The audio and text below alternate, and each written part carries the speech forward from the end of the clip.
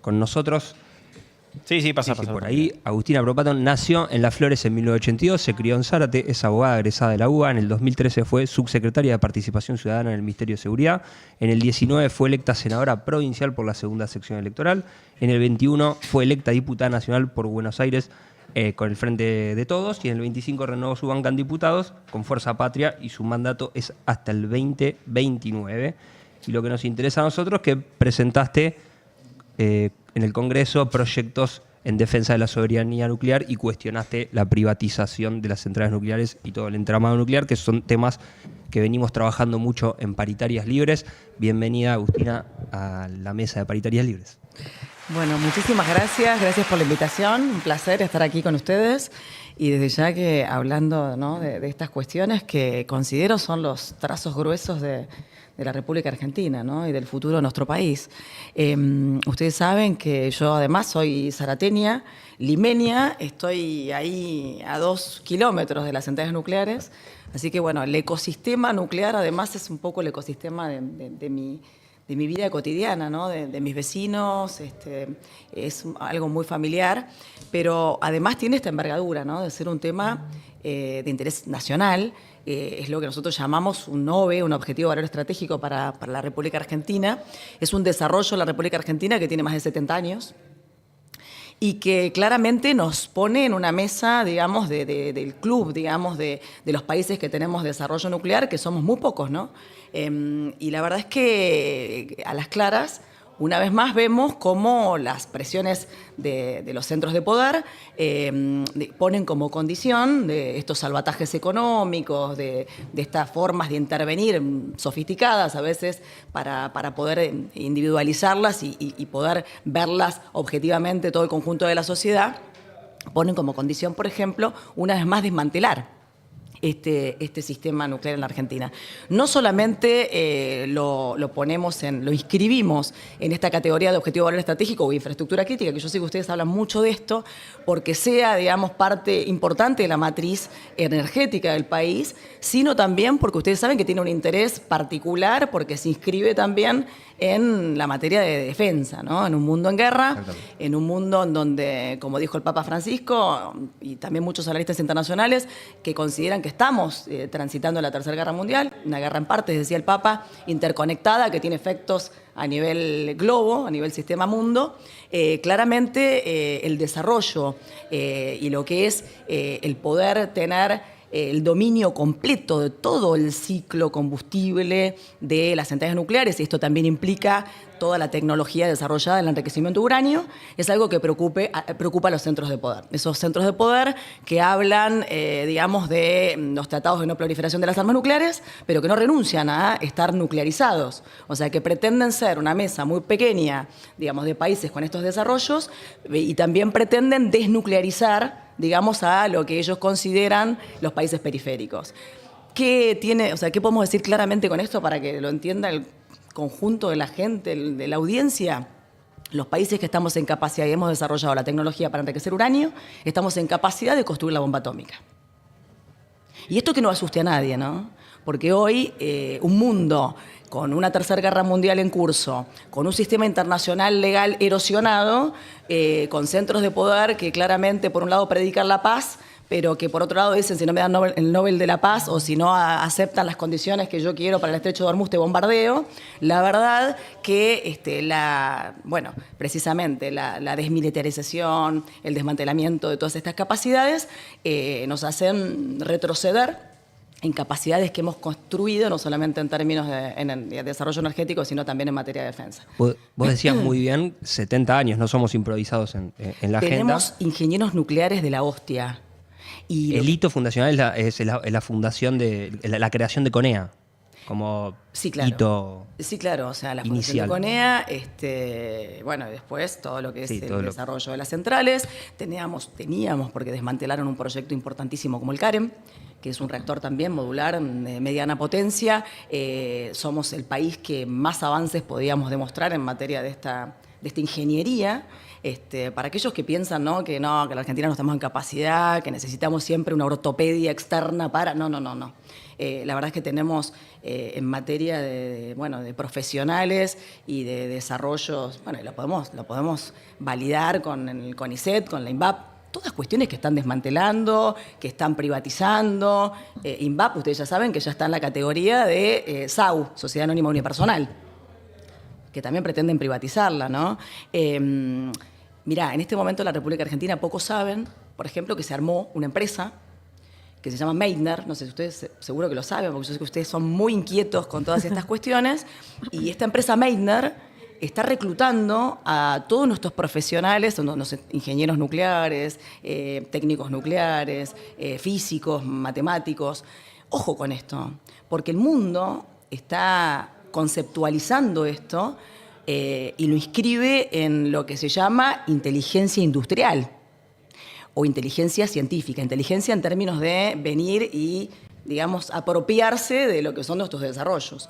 Meitner es una empresa que se constituyó en la Argentina, que está reclutando nuestros cerebros, que son parte importante del desarrollo que estamos hablando. Se los está llevando vamos a hablar así en criollo, ¿no? Por chaucho y palito, porque en las centrales nucleares se están pisando los salarios, es una cosa que está expulsando a los profesionales y la mano de obra calificada que ha sabido desarrollar este plan nuclear en Argentina. Y se lo están llevando. Este reclutamiento no es algo aislado a nivel mundial. Parece que somos reconspiradores, ¿no? Pero esto está pasando y bueno, y hay que mirarlo con atención y darle, digamos, la dimensión que merece, ¿no?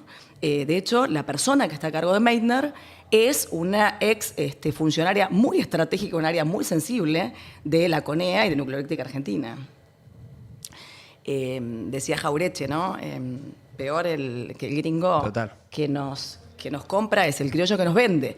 Aunque muy criolla que digamos no es, porque bueno, tiene una alta procedencia, pero sí fue, digamos, una parte muy sensible de Nucleareléctrica Argentina, es una profesional en gran medida, digamos, con capacidades formativas que nosotros mismos le hemos aportado de nuestra experiencia del desarrollo nuclear, y hoy es protagonista de este reclutamiento, que es extraer nuestro recurso valiosísimo, que es, bueno, nuestros materia gris profesionales. Fíjense, que conoce, ¿no?, la botonera también. ¿Cómo? Y que conoce todas las botoneras. Absolutamente. En el medio, cuestiones como lo que fue y se conoció como el hackeo al Karen, por ejemplo, ¿no? Que tampoco conocemos los términos de qué es lo que, digamos, se ventiló, si es que se ventilaron todas las cuestiones que tienen que ver con el proyecto que tiene desarrollo absoluto nacional, o qué es lo que pasó. La verdad que yo presenté pedidos de informe, presenté pedidos de acceso a la información pública, nada de eso me fue satisfecho, por supuesto, porque son cuestiones, me parece, inconfesables, ¿no?, por parte de quienes están manejando ese área tan sensible para la Argentina. ¿Qué está haciendo la oposición ante la privatización o las inminentes privatizaciones del sistema nuclear? Y esto, lo que vos decís que es muy importante y que hay que debatirlo, que exponerlo, que es que se llevan nuestras capacidades. Además de llevarnos la infraestructura, se están llevando nuestro recurso humano muy valioso. ¿Qué hace la oposición en el Congreso y como fuerza política para por lo menos visualizar esta problemática? Bueno, denunciarlo, visibilizarlo y tratar de permear a la agenda pública. Lo que pasa es que también hay una realidad, ¿no? Y yo sé que ustedes se ocupan de estas cuestiones siempre, y es fundamental que haya espacios en donde podamos discutir estos temas, pero la verdad es que los ingenieros del caos claramente inocularon una serie de medidas que generaron tal nivel de emergencias en todas las familias argentinas que, bueno, esas emergencias a veces un poco nos corren este telón y nos tapan estas cuestiones, ¿no? Que claramente esas emergencias son absolutamente legítimas y también, ¿no? Son muy preocupantes porque desde ya, o sea, el desempleo, nosotros somos peronistas, decimos que el mayor ordenador social es el trabajo. Ahora, el mayor disciplinador social es el desempleo. Entonces, en ese sentido, la tragedia del desempleo instalado como un fenómeno, como un mecanismo de disciplinamiento social, bueno, todas las cuestiones que tienen que ver con hacer cada vez más complicada la vida, inoculando emergencias a través de esa oficina de regulación del Estado, la verdad es que a veces no permite que en la agenda pública puedan permear estos temas, ¿no? Total. Que parecen lejanos, abstractos, pero que definen en definitiva el futuro de la Argentina. ¿Sentís que estás ahí medio sola dentro del peronismo hablando de estos temas o son muchos y están como gestándose? Bueno, nosotros nos va pasando a medida que vamos hablando, que es verdad que somos medio hiperfocalizados en este tema o en esta agenda o en la defensa en general, nos va pasando que sí nos vamos encontrando con algunos compañeros que ahora, a partir de hace un tiempito, empezaron a hablar de este tema. ¿Te pasa lo mismo? ¿Sentís que está volviendo un poco a hablar de estos temas? ¿Sentís que estás medio sola? ¿Cuál es tu análisis ahí? Yo soy una fanática de estos temas y vengo hablando de esto hace mucho. Ahora hay como una especie de auge, ¿no? De poder hablar de cuestiones vinculadas a la defensa por esta situación ¿no? de estar atravesando, digamos, esta cantidad de conflictos bélicos a nivel mundial y que por supuesto tienen impactos en todas las latitudes, pero a veces me siento bastante sola, ¿no? Y creo que son los grandes temas que tenemos que hablar dentro del peronismo. Hablar del plan nuclear, hablar de lo que la vía navegable troncal, o sea, lo que es nuestra, bueno, ahora también, ¿no? El tema del estrecho de Hormuz, que es como una cosa que penetró en todos lados, porque claramente, o sea, tuvo un impacto brutal en el precio del petróleo y por lo tanto nos dimos cuenta que si se toca acá, igual, aunque digamos, esté latiendo en Medio Oriente, Impactando. tiene repercusiones en el barrio. Entonces, esto es muy bueno porque nos permite también traer estos temas que a veces son muy abstractos, pero que son determinantes de lo que tiene, del futuro del país. Lo mismo digo, ¿no? Yo vengo hablando de la vía navegable troncal hace muchísimos años, vengo insistiendo con la necesidad de recuperar las definiciones de la política de navegación del país, por esto, ¿no? Que nos demuestra Hormuz. Definir la política de navegación es definir el comercio exterior, es definir que el esfuerzo nacional no se vaya por esa hidrovía, es definir una política de seguridad, es definir una política de defensa, porque todas estas cuestiones se inscriben en los trazos gruesos del país. En soledad, a veces en soledad. Ahora, en este contexto en donde el peronismo se saca el pellejo por cuestiones que está bien, son también importantes, me interesa saber cuáles son las posiciones de aquellos que aspiran tomar el desafío de volver a recuperar las riendas del 27 y qué hacer con estos temas, ¿no? Ahí tenés algunas definiciones, digo, de los espacios.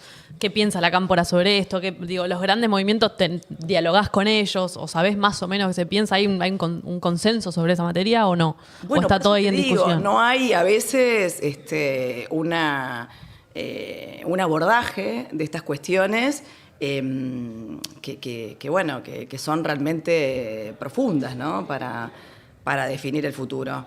Y me gustaría saber, ¿no? Porque, no sé, yo creo que sería muy importante saber que, no sé, si vamos a tener en el 27 una elección nacional con candidatos a presidentes, deberían decir y definir cuáles son las posiciones que tienen en relación, por ejemplo, a cómo se va a definir el tema de las centrales nucleares.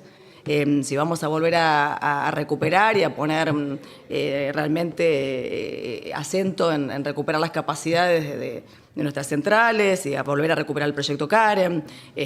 Hace pocos días también se supo que se echó por tierra el proyecto LACIE. No sé si se enteraron de eso.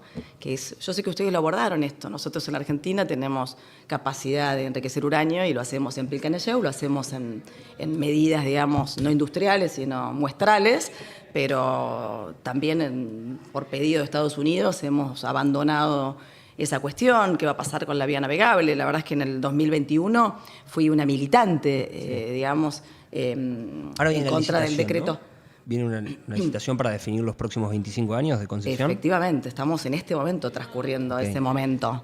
¿Y qué posición es la tuya? ¿La de estatizarla? ¿La de licitarla con las empresas? Bueno, que se están en el presentando? 2021, cuando tuvimos oportunidad de recuperar esa política, mi posición fue muy crítica con lo que fue el decreto 949, que habilitaba de nuevo la concesión de la vía navegable troncal en un modelo de concesión igual que el que están haciendo ahora, ¿no? Licitación de obra pública por peaje. Obra pública ya no hay que hacer porque, o sea, sí está bien, hay que hacer tareas de dragado y balizamiento. Demostramos en ese interín, entre el 21 que venció esa licitación que duró 25 años, del menemismo hasta esa parte. Demostramos en un periodo de 4 años que el Estado está en capacidad de gestionarla. Lo hizo a través de la AGP, ahora disuelta, ¿no? La Agencia, digamos, General de Puentes, Agencia General de Puertos. Lo licitó, tercerizó las cuestiones que tienen que ver con las tareas de dragado y balizamiento, pero no resignó el control y la percepción de peaje. Entonces lo teníamos como una política resguardada para que la defina el Estado Nacional. En ese sistema nosotros tuvimos un saldo muy positivo en donde la navegación se dio normalmente, fue buena la gestión y además el balance final fue superavitario, o sea, tuvimos saldos favorables que nos permitieron, por ejemplo, llevar adelante innovaciones tecnológicas. Por ejemplo, se desarrolló un sistema como el Simón, que es, digamos, un sistema tecnológico para poder supervisar y controlar el tráfico, etcétera. Por eso no entiendo los motivos por los cuales volvemos a un esquema de concesión o de privatización, que claramente yo pienso que eso es un cercenamiento de nuestra soberanía. Ningún país del mundo, de los que admira, y por ejemplo Estados Unidos, concesionan el Mississippi. No concesionan, o sea, y ahora mismo digo, se evidencia la importancia de tener el control sobre la vía navegable, o sea, sobre la vía navegable de nuestro país. Pasa el 80% de nuestra producción nacional. Por ahí circula el tráfico de nuestro comercio exterior. Es como el mundo nos estaría justificando nuestras ideas. O sea, lo que está pasando en Hormuz, lo que tiene Estados Unidos. Efectivamente, el mundo da cuenta de que lo que decimos no es algo descabellado, que es algo que los centros de poder se reservan. Claro, los centros de poder se reservan eso para sí, como se reservan las capacidades del desarrollo nuclear, en el sentido de la defensa, pero para nosotros pretenden de la desnuclearización y pretenden que nosotros privaticemos y que concesionemos a empresas, incluso muy asociadas a sus países, esta infraestructura crítica. La verdad que sí, claramente. Quiero volver un poquito a las centrales nucleares. Y al complejo Atucha y al proyecto CAREM. Sí. Vos recién dijiste que la infraestructura nuclear parece que queda lejana en la discusión, pero quiero que cuentes un poco el impacto en la economía regional de lo que fue la construcción del proyecto CAREM, del laburo que genera las Atuchas y también el impacto que generó que se frene el proyecto CAREM. Mira, estaba buscando acá porque les voy a dar el nombre y todo de la persona que está a cargo de Meitner. Me gusta. Sí, pues viste, las cosas son así. Las Por cosas su nombre. Por su nombre. Viviana Ishida se llama. Después googleenla. Un saludo para Viviana. Googleenla. Bien importante esto, ¿no? ¿Qué impacto tuvo? Para que A den un ver. toque ahí, Viviana la formamos nosotros, se forma en Conea, como dijiste, y ahora está trabajando en una empresa para llevarse las capacidades. Fue parte importante del desarrollo del Plan Nuclear Argentino, estuvo en lugares absolutamente sensibles y ahora es la CEO de Meitner, que se está llevando todos nuestros ingenieros nucleares, nuestros físicos, o sea, todas las capacidades que desarrollamos en 70 y pico de años de plan nuclear están siendo reclutadas en esta empresa. El mundo habla de inteligencia científica, de inteligencia industrial. Díganme si esto nos pareciera que se inscribe en Un proyecto a largo plazo para sacar nuestras capacidades. La diferencia con Baroto, pienso, ¿no? Un científico que ha dado su vida a enriquecer uranio y sigue participando, intentando fortalecer el sistema argentino frente a una mercenaria casi. Bueno, las cosas por su nombre. Vos me preguntabas cuál es el impacto. A ver, el impacto son, en términos concretos, y no es por... Obviamente, dolorosísimo. 200 familias que perdieron el trabajo, amigos míos, amigas mías que formaban parte del proyecto CAREM. Claramente que eso es un impacto social fortísimo. Por eso ponía antes, ¿no? Los ingenieros del caos cómo inoculan las urgencias más coyunturales, pero que bueno, que en definitiva... Ahora bien, lo que hay detrás de eso es un proyecto que nos ponía a la vanguardia en el mundo entero, que ningún otro país del mundo tenía ese nivel de desarrollo de los reactores modulares, y que lamentablemente se abandonó por una quimera, por un programa que se llamó FIRST, que es el programa que hablaba Reidel, de esos reactores que iba a desarrollar, que ahí vimos lo de Reidel.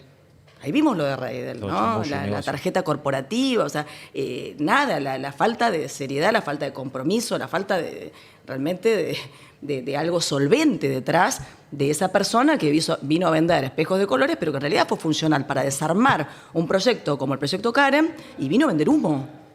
Esos proyectos que vendió de los 5 reactores no van a ser una realidad en el plan nuclear. De hecho, muy por el contrario. Ahora, por ejemplo, un tema importante, ¿por qué también desarmaron el proyecto del reactor modular CAREM? El proyecto del reactor modular CAREM es un proyecto de un reactor mediano que llevaba como elemento combustible uranio enriquecido, por ejemplo, ¿no?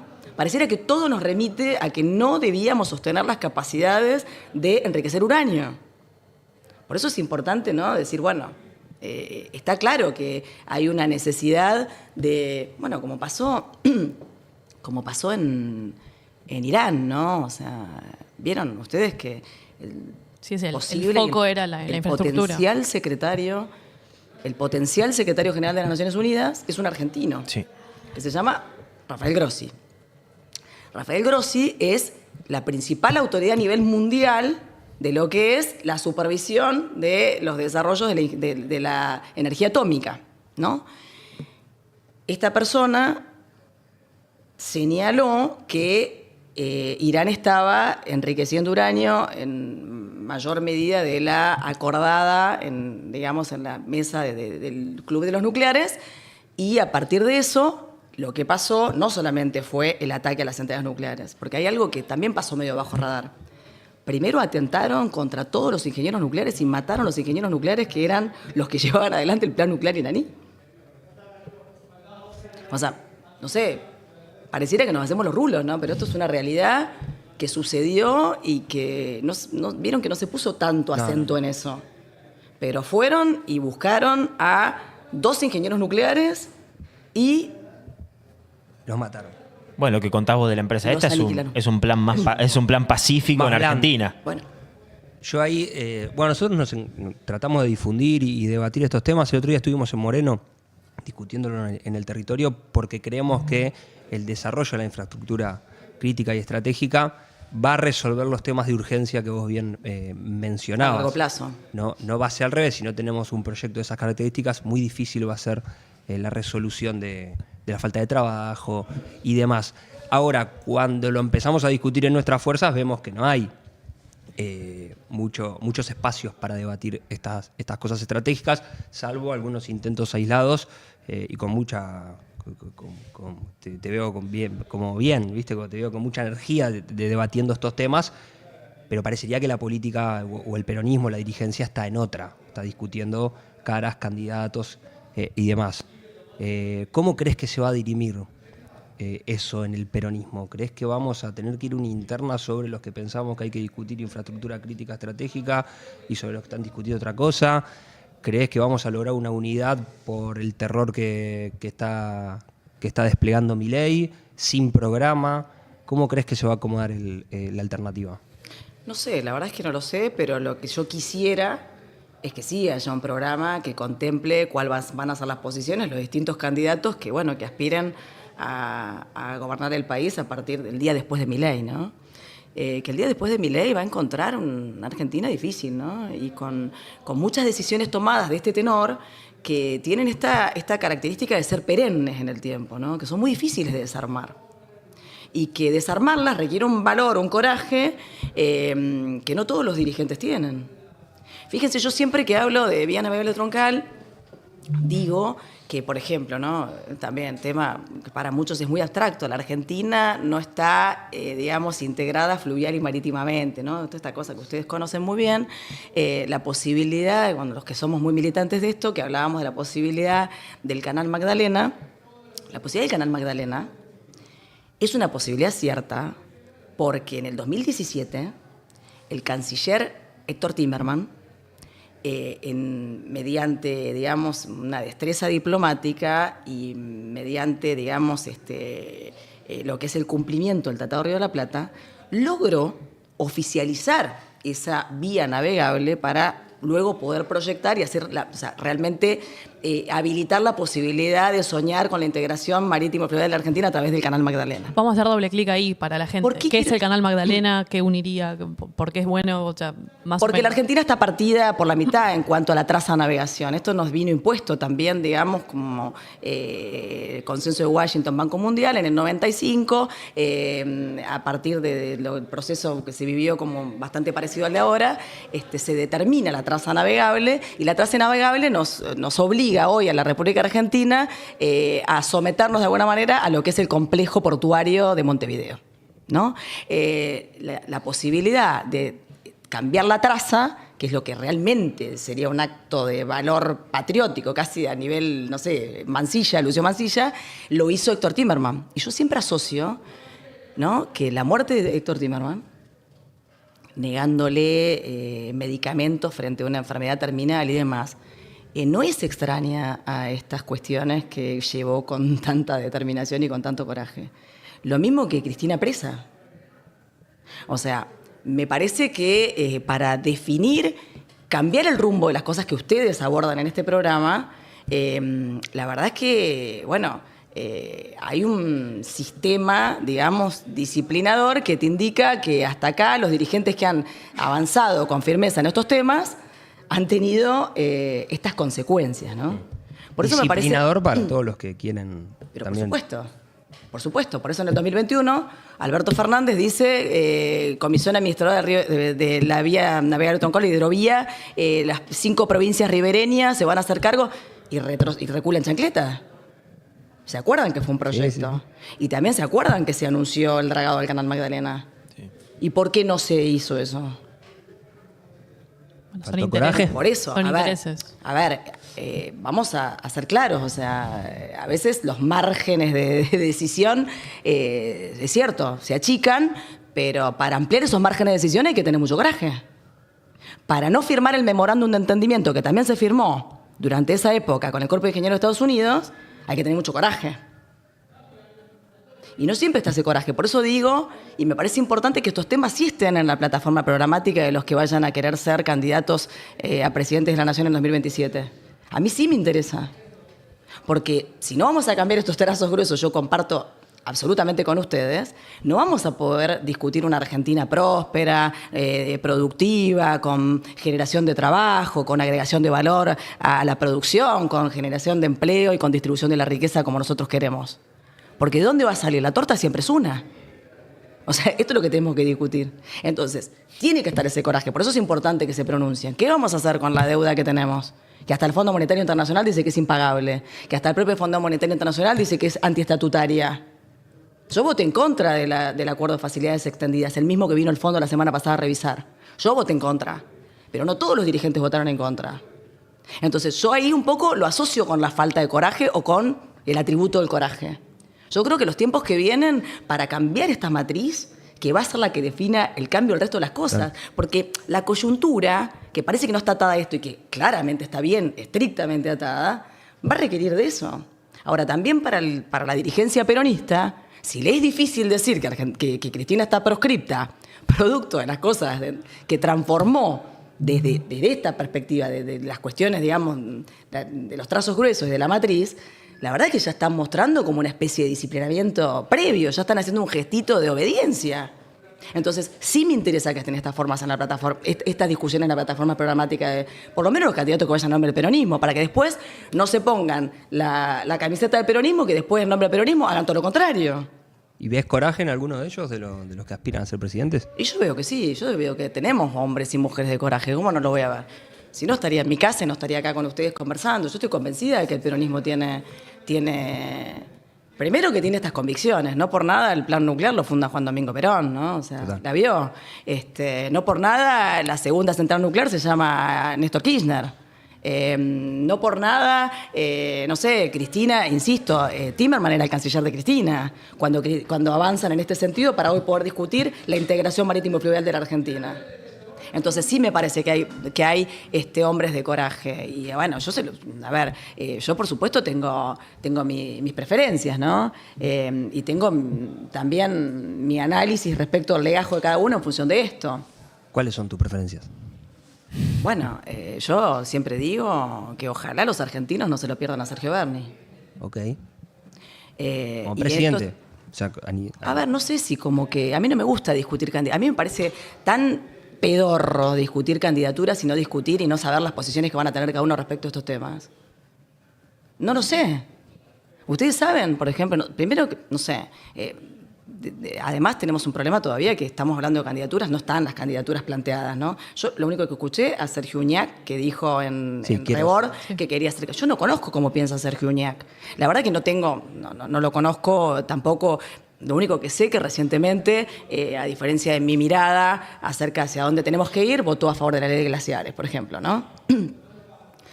Bueno, que San Juan, que la minería, qué sé yo. La verdad que la fragmentación y la balcanización de la Argentina en provincialismo no es algo que me parece que nos lleve a recuperar el proyecto de país que necesitamos.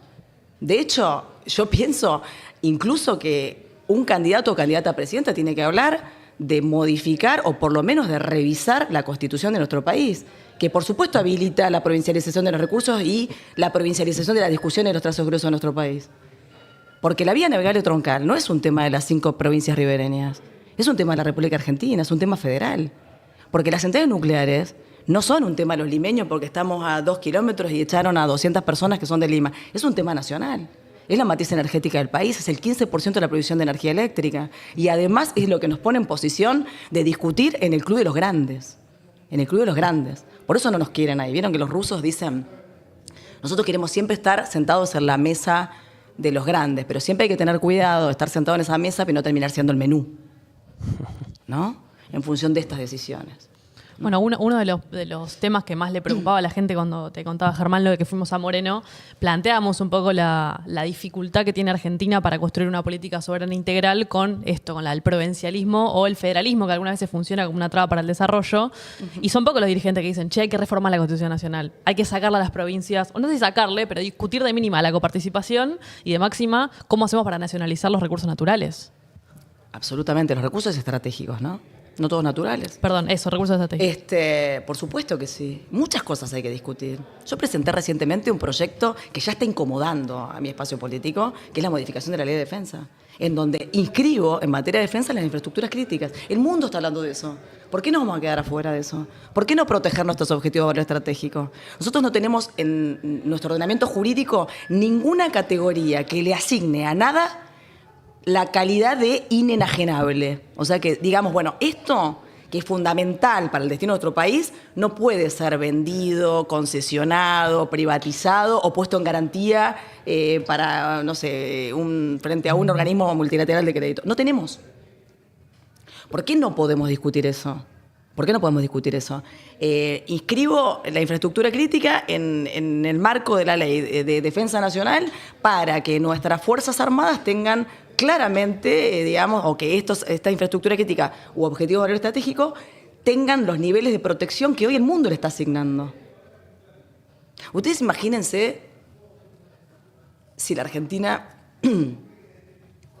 mañana, no sé, Dios mío, fuera, no sé, un blanco en el marco de estos conflictos bélicos, ¿no? Que en un momento lo fue, porque cuando Grossi dijo que Irán tenía enriquecimiento de uranio, el ayatolá dijo esto es algo personal y la verdad que Rafael Grossi es argentino y la verdad es que nadie lo dimensionó así. Pero supónganse eso, ¿qué se imaginan? ¿Qué está pasando en el mundo? Están atacando las infraestructuras críticas. Están atacando las centrales nucleares, los gasoductos, Nord Stream, están atacando las hidroeléctricas, están atacando las desalinizadoras. Entonces, ¿nosotros por qué estamos pensando ingenuamente? ¿Por qué estaríamos pensando ingenuamente? No, acá no se piensa, obviamente, ingenuamente. De hecho, estamos trabajando mucho en instalar estos temas, en discutirlos. Nos vamos encontrando con un montón de espacios y compañeros que también lo están haciendo. Después creo que ya hay que pasar a una segunda discusión que es mucho más compleja, mucho más incómoda, que es cómo construimos el artefacto electoral político para poder llevar adelante estas decisiones, porque no solo es ganar, sino es ganar diciendo que vamos a hacer todo esto.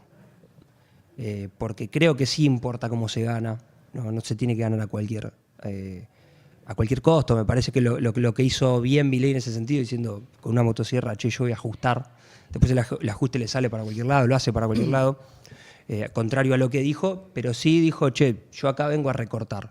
Nosotros creo que tenemos que ir de frente con la gente, decirle que vamos a recuperar nuestra estructura estratégica, que vamos a nacionalizar todo lo que privaticen en términos de tecnología y como vos decías muy bien, de tecnologías también estratégicas, infraestructura crítica.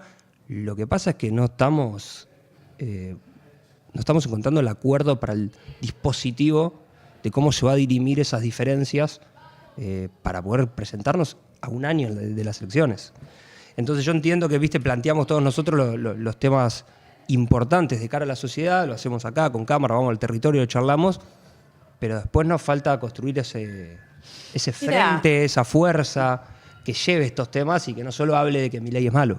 Esto que estamos hablando, chicos, parece mentira, pero todo está desarrollado y previsto en los planes quinquenales de Perón. O sea, la verdad es que tenemos bastante resuelto el camino.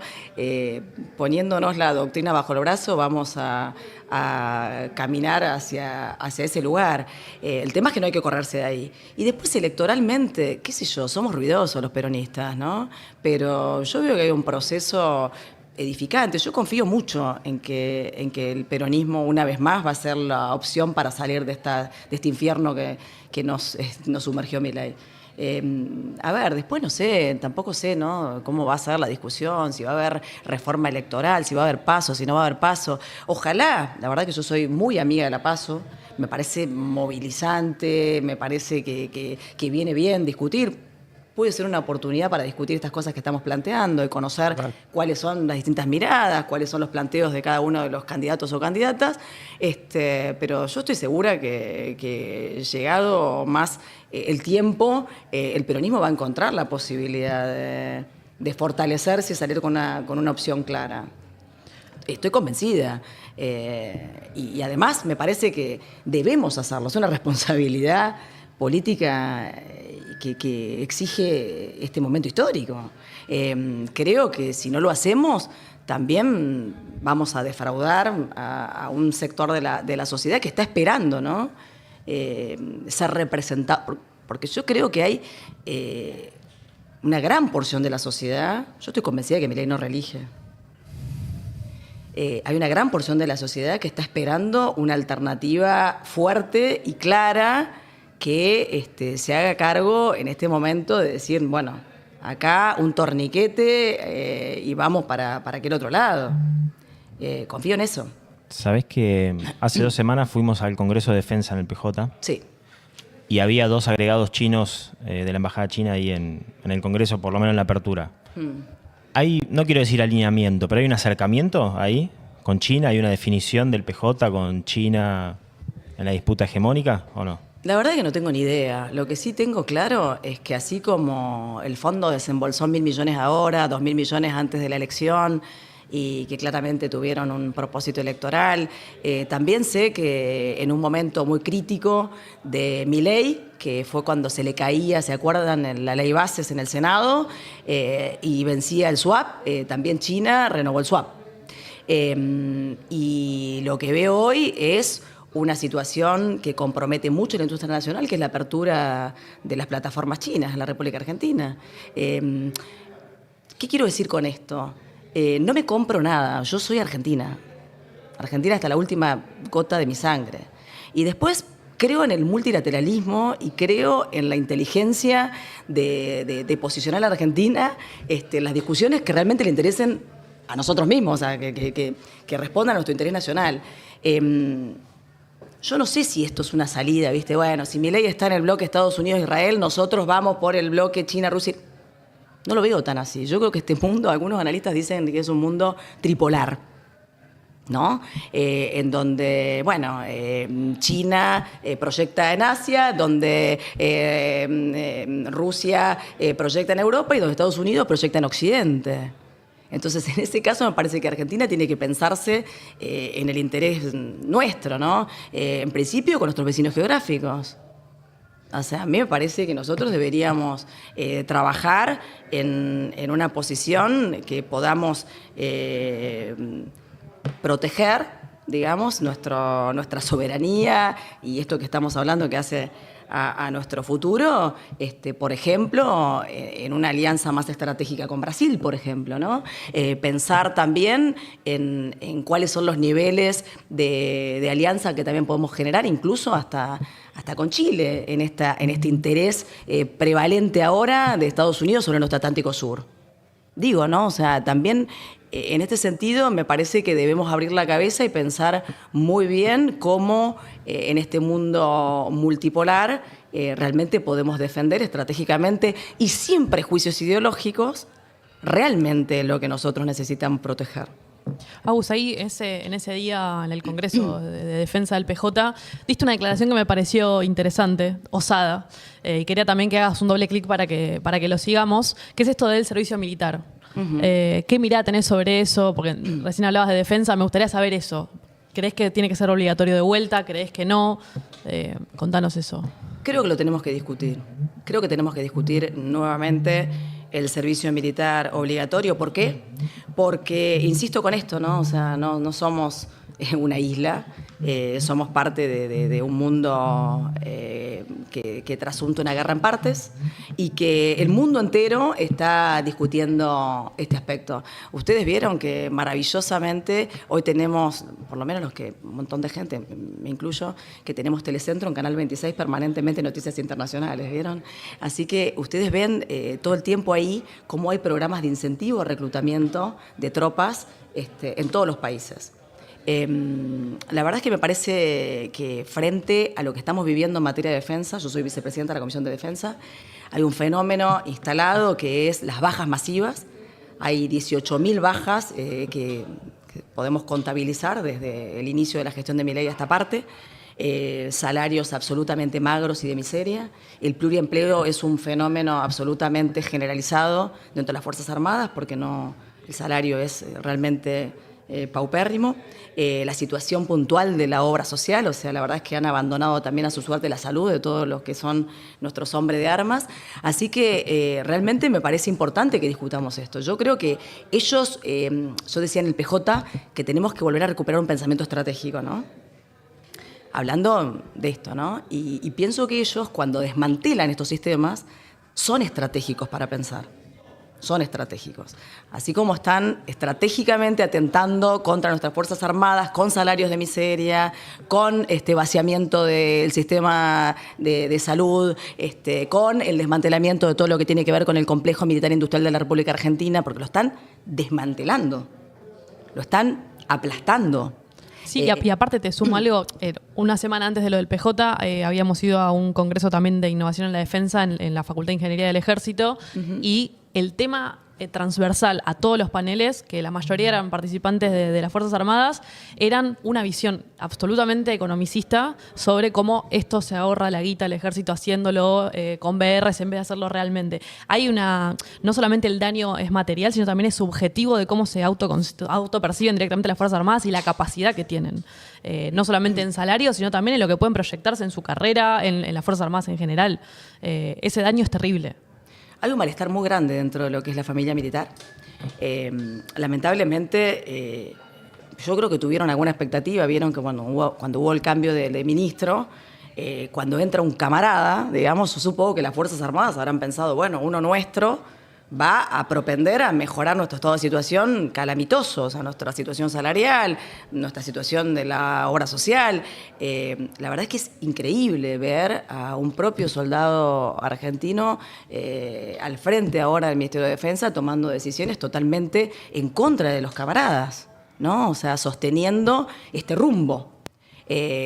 Convalidando, por ejemplo, la venta de terrenos, de inmuebles, de lugares estratégicos para el adiestramiento, para la capacitación, no sé, cuestiones muy sensibles. O sea, por ejemplo, el remate de lo que es el Centro de Ciberdefensa. Bueno, a ver, realmente es dramático, ¿no?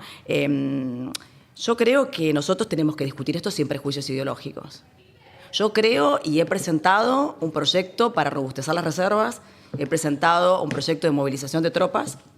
Creo que son temas que tenemos que discutir y que tenemos que discutir el peronismo. Yo no sé cuándo el peronismo empezó con tanto prejuicio de hablar de lo que es el sistema de defensa cuando nosotros somos hijos de un militar. Nosotros somos hijos del GO. Nosotros somos hijos de estas visiones, ¿no? Me parece que es importante poder retomar estas discusiones y hacerlo también desafiando una frontera cultural que nosotros mismos nos autoimpusimos, ¿no? Y que el mundo entero discute estas cuestiones. Yo soy partidaria de volver a pensar en eso. Además, lo que veo y recojo todo el tiempo, de hecho, acabo de venir de Tierra del Fuego, en donde la verdad es que la familia militar está muy amalgamada con la comunidad civil, ¿no? O sea, por ahí a otros les pasa una experiencia distinta, pero la verdad es que, por lo general, cuando uno habla con los compatriotas, no existe este prejuicio. Me parece que este prejuicio está más instalado en una dirigencia que cree que es una agenda progresista a defender y que para mí es una agenda que, como se llama en términos internacionales, ¿no? Una agenda securitizante, o sea, una agenda que nos importaron para precisamente encontrar en nosotros personas que allanen el camino para la desmilitarización, para desmantelar el sistema de defensa. Me parece importante construir este debate. Y además porque pienso que hay dos dispositivos fundamentales para construir el ser nacional. El patriotismo, el argentinismo. Uno es la educación. Y el otro antes, que cumplió un rol muy importante y asimilable a ese, fue el servicio militar. Fue el servicio militar. Vieron que los militares, y bueno, en el mundo de la defensa se habla mucho de esto, ¿no? Defensa. Uno no puede defender lo que no conoce y uno no puede amar lo que no conoce.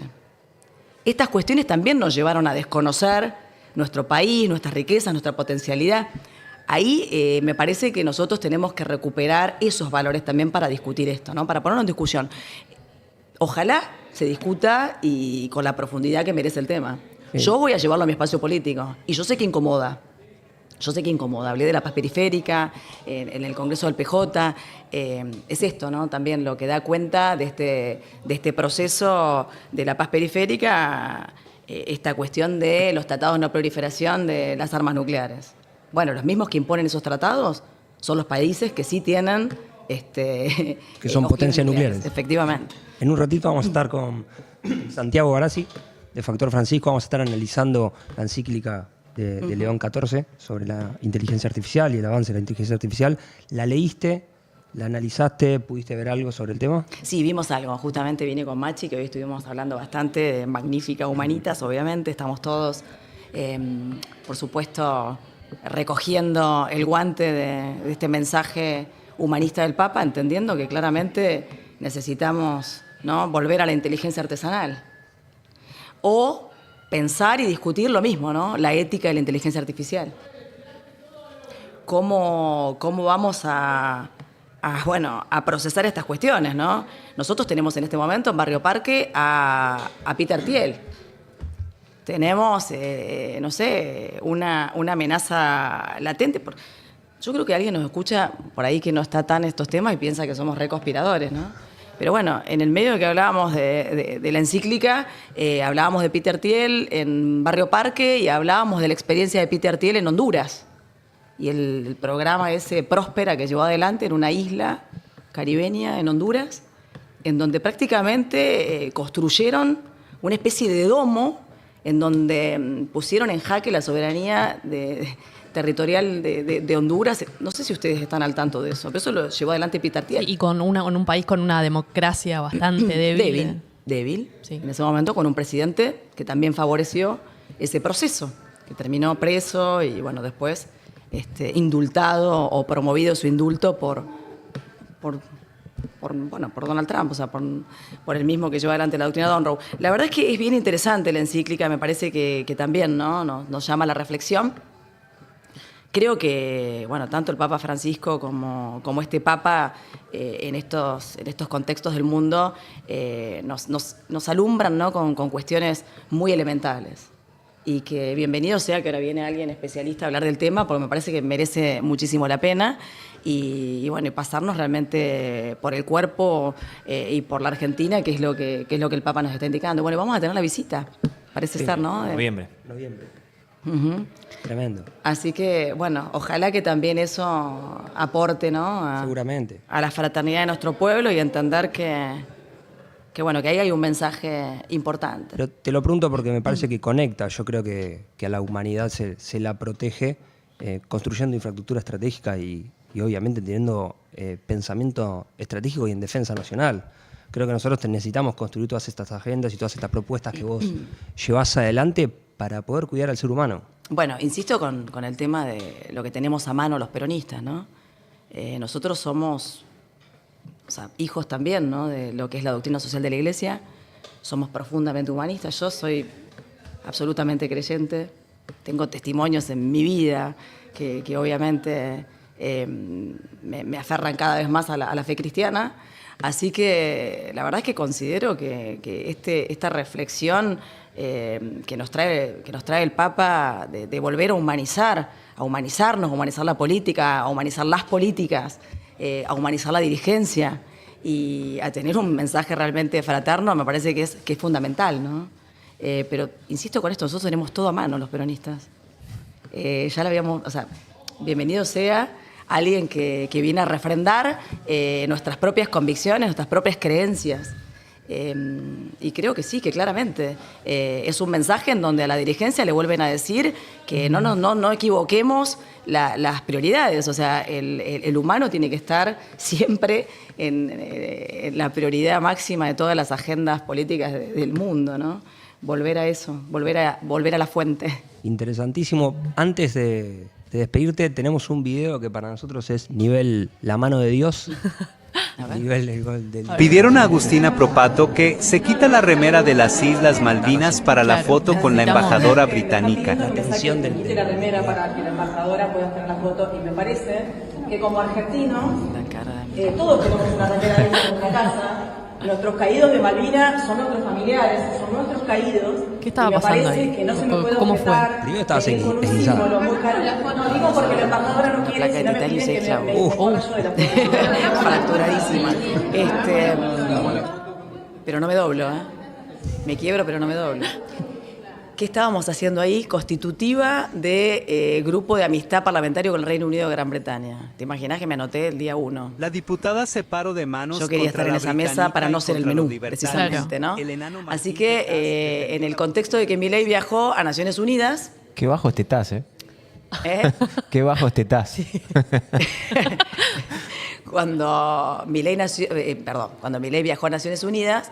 en ese mismo contexto había ido con la comitiva, había llevado a la canciller Diana Mondino y se habían venido muy contentos con el pacto Mondino-Lamy, días antes de esa situación.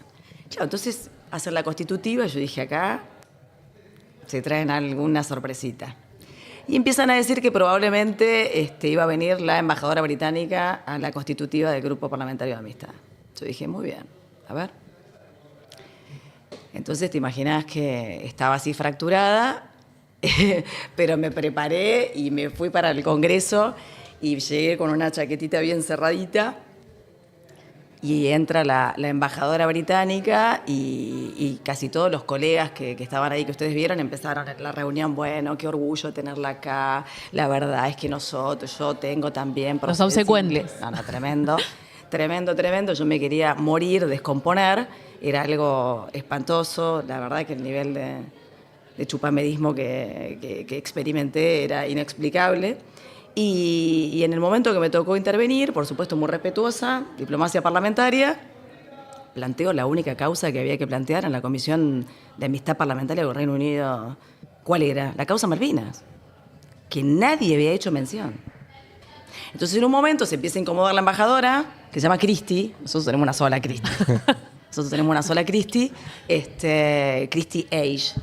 Y en el momento que me está diciendo, o sea, que se incomoda, entonces me dice, nosotros también tenemos caídos. Bueno, yo digo, no, ustedes no tienen caídos, ustedes tienen usurpadores. Y empiezo así, entonces le digo, y en honor a nuestros caídos, me abro así la campera y tenía abajo la remera con las Islas Malvinas y con la inscripción, las Malvinas son argentinas, como Dios manda. En la Casa del Pueblo, un signo patrio, por supuesto. Entonces se incomoda, sale como eyectada de su asiento y empieza, bueno, como en una situación muy incómoda, donde no quería salir ni ninguna imagen oficial con una representante del pueblo argentino con ese símbolo. Entonces, bueno, cuando medio que se aborta la reunión y dice, bueno, listo, empieza la comitiva, vamos a la foto oficial, ella se quería llevar después del pacto Mondino-Lamy la foto oficial con la foto de la humillación, sería. Claro. Sí. Y yo no se lo iba a permitir. La verdad que inspirada en el valor de los únicos héroes que reconozco en nuestra historia argentina reciente, que son nuestros veteranos de Malvinas, bajo ningún punto de vista me puse en el centro de la foto. Me dijeron si por favor podía retirarme la foto, si podía sacarme la remera. Le dije, bajo ningún punto de vista me voy a sacar la remera. Bueno, ahí vieron, Tetás me pide, bueno, puede ser que una foto hagamos. bajo ningún punto de vista. Así que se pudrió la momia, la terminé despidiendo de alguna forma diplomáticamente de la Casa de los Argentinos a la embajadora británica. Y la verdad es que No hubo foto, no me entonces. arrepiento un minuto de lo que hice. No hubo foto. No hubo foto. Espectacular. No hubo foto, por supuesto que no hubo foto. La única foto es esa, la que vieron que la embajadora británica fue echada porque ostenté un signo patrio, que es... Bueno, Aparte me las gusta Malvinas porque te fuiste con la chaquetita y en el momento preciso. no se la vieron Claro. venir ni Claro. por casualidad. Eso me lo enseñó Néstor Kirchner. Nunca te tienen que ver venir. Espectacular. Y ahí podés podés transformar la realidad. Espectacular. Agus, te agradecemos por haber venido. Te esperamos nuevamente y espero que podamos quedar en contacto, porque nosotros también abordamos muchos temas de los que vos estás trabajando desde un centro de estudio que tenemos y demás, además de este canal de difusión, así que nos encantaría seguir en contacto con vos por todos estos temas. Un placer enorme. Muchas gracias por la invitación, chicos. No, a por disposición. Gracias a Agustina Propato. Ya hacemos entrar a